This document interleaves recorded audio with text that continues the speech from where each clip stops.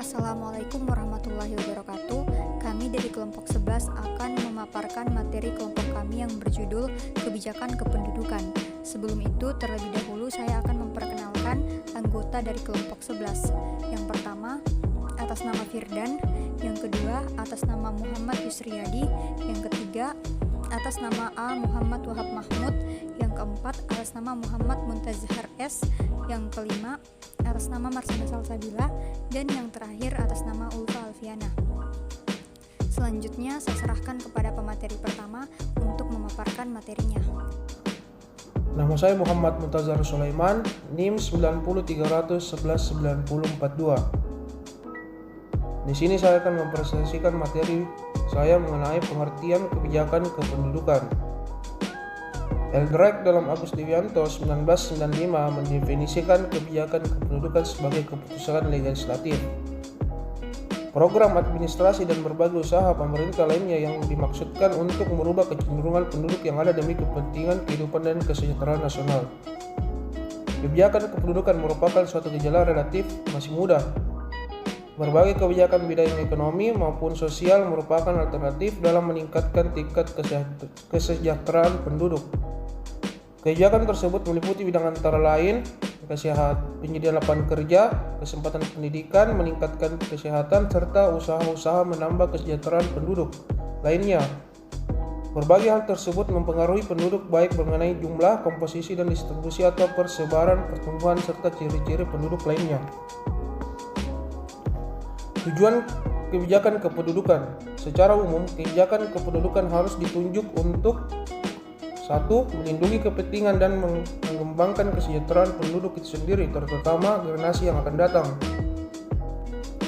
Yang kedua, memberikan kemungkinan bagi tiap-tiap orang untuk memperoleh kebebasan yang lebih besar guna menentukan apa yang terbaik bagi kesejahteraan diri, keluarga, dan anaknya. Serta yang terakhir, kebijakan harus diarahkan untuk meningkatkan kualitas hidup penduduk itu sendiri. Pemecahan masalah kependudukan dengan pengadilan kelahiran saja tidak menjamin bahwa hasilnya secara otomatis akan meningkatkan kualitas hidup penduduk yang bersangkutan atau generasi yang akan datang.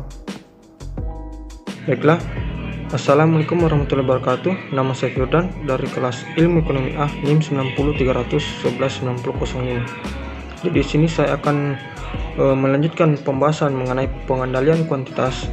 Jadi program pengendalian kuantitas penduduk dilakukan melalui beberapa komponen utama kependudukan, yakni yang pertama yaitu pengaturan fertilitas. Pengaturan fertilitas dilakukan dengan program keluarga berencana yang meliputi yang pertama itu mengatur usia ideal perkawinan, yang kedua mengatur usia ideal melahirkan, yang ketiga mengatur jarak ideal melahirkan, yang keempat jumlah ideal anak yang dilahirkan, dan yang terakhir adalah penggunaan alat kontrasepsi yang tepat dan aman. Selanjutnya nomor 2 yaitu penurunan mortalitas. Penurunan mortalitas bertujuan agar terwujudnya penduduk tumbuh seimbang dan berkualitas dalam setiap dimensinya. Untuk menekan angka mortalitas, upaya yang dapat dilakukan adalah yang pertama itu penurunan angka kematian ibu, yang kedua penurunan angka kematian bayi dan balita, yang ketiga meningkatkan partisipasi kelompok bina lingkungan keluarga dan bina keluarga balita, serta mengembangkan advokasi serta komunikasi informasi dan edukasi dalam kurung KIE dalam meningkatkan kualitas keluarga. Yang kedua itu meningkatkan partisipasi dan peran serta dari lintas sektor dalam mempersiapkan kehamilan.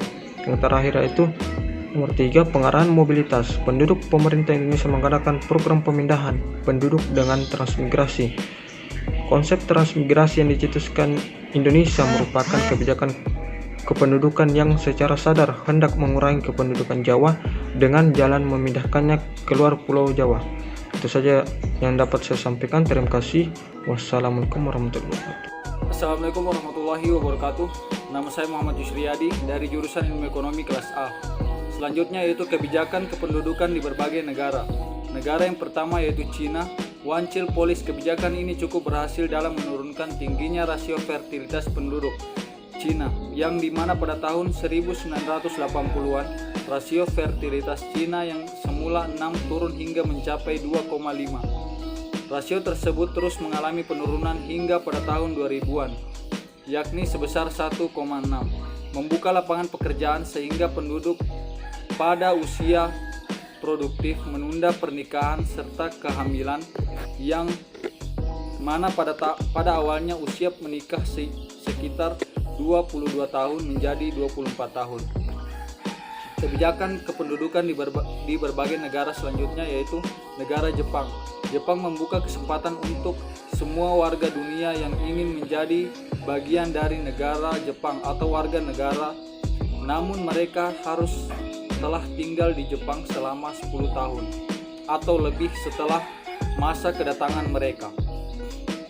Selain untuk menambah jumlah penduduk secara signifikan dengan cara imigrasi, Jepang juga membuat rencana untuk memiliki 1 juta penduduk tambahan melalui program pendidikan. Ini dikarenakan jumlah penduduk Jepang yang semakin merosot. Kebijakan kependudukan di berbagai negara selanjutnya yaitu negara Singapura. Cara yang diambil Singapura untuk memacu pertumbuhan penduduk tidak berhasil sehingga pemerintah Singapura mengambil cara imigrasi selektif. Pertama adalah pekerja sementara, misalnya buruh konstruksi atau pembantu rumah tangga dengan kontrak selama 2 sampai dengan 3 tahun. Biasanya tidak menetap lama di Singapura. Kedua adalah imigran teknis dengan pendidikan relatif tinggi atau memiliki keterampilan spesial. Kategori pekerja ini dapat menetap permanen dan akan menjadi jalur utama untuk menyelesaikan masalah ketenagakerjaan dan penuaan demografi. Negara selanjutnya yaitu negara India. Pemerintah India mengadopsi National Population Policy yang mengintegrasikan kebijakan keluarga berencana dengan tujuan meningkatkan kesejahteraan penduduk. Hal ini dikarenakan jumlah anggota keluarga yang besar merupakan cerminan dan bagian dari kemiskinan sehingga harus ditangani dengan strategi pembangunan umum. Baik, di sini saya akan menjelaskan kebijakan kependudukan di Indonesia. Kebijakan kependudukan di Indonesia merupakan salah satu bentuk upaya pemerintah yang tujuannya untuk mengatur pengendalian jumlah pertumbuhan penduduk. Kebijakan kependudukan di Indonesia diterapkan dengan mempengaruhi 3 variabel utama kependudukan, yaitu kelahiran, kematian, dan migrasi. Pemerintah telah menetapkan beberapa kebijakan kependudukan seperti melaksanakan program keluarga berencana, pembatasan usia perkawinan, mengurangi dan membatasi tunjangan bagi pegawai negeri sipil, serta memberikan penyuluhan kepada masyarakat. Kebijakan kependudukan utama di Indonesia adalah kebijakan keluarga berencana atau KB. Kebijakan ini sudah luas diketahui oleh semua petugas KB maupun masyarakat luas. KB dapat dilaksanakan di daerah-daerah pedesaan secara efektif. Ini berbeda dengan pola penyebaran KB yang biasanya mulai dari kota ke pedesaan sehingga prosesnya lambat. Sekian dari saya. Assalamualaikum warahmatullahi wabarakatuh. Perkenalkan, nama saya Ulfa Alfiana dengan NIM 50300120012 kelas PMIA. Baik, saya akan melanjutkan materi selanjutnya yaitu kebijakan kependudukan di Indonesia. Kebijakan penduduk berkaitan erat dengan dinamika kependudukan, yaitu perubahan-perubahan terhadap tingkat fertilitas, mortalitas, dan migrasi. Bentuk dan macam kebijakan kependudukan adalah transmigrasi, program keluarga berencana, sehingga kebijakan penduduk yang utama di Indonesia adalah program keluarga berencana.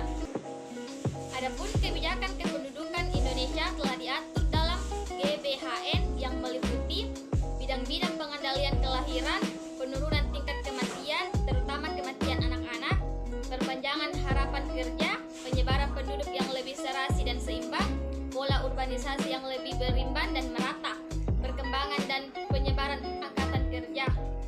Sedangkan 7 sasaran transmigrasi terdiri atas peningkatan taraf hidup, pembangunan daerah, keseimbangan penyebaran penduduk, pembangunan yang merata di seluruh Indonesia, pemanfaatan sumber-sumber alam dan tenaga manusia, kesatuan dan persatuan bangsa, memperkuat pertahanan dan keamanan nasional dalam hal transmigrasi, seolah penduduk setempat dirugikan, padahal seharusnya malah dapat manfaat. Sekian.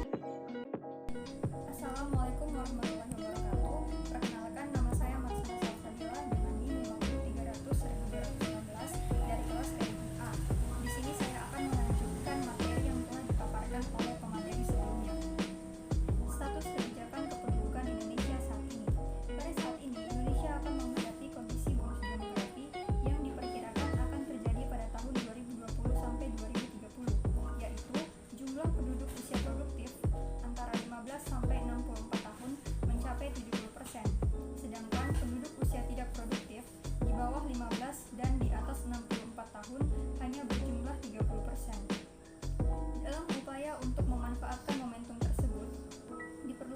berbagai kebijakan yang tujuannya untuk meningkatkan kualitas sumber daya manusia melalui pendidikan, perbaikan kesehatan, dan kesempatan kerja yang memadai menjadi sasaran utama untuk mempersiapkan kondisi bonus demografi tersebut.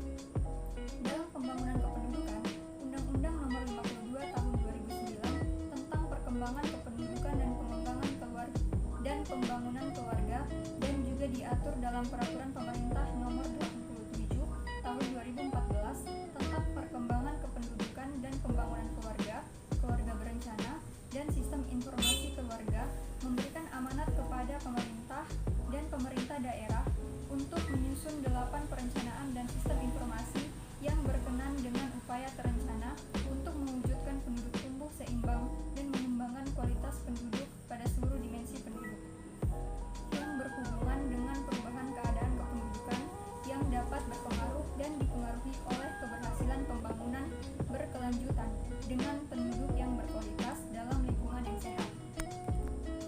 Itulah tadi pemaparan materi yang dapat kami sampaikan dari kelompok kami. Lebih dan kurangnya mohon dimaafkan. Terima kasih atas perhatian teman-teman sekalian. Wassalamualaikum warahmatullahi wabarakatuh.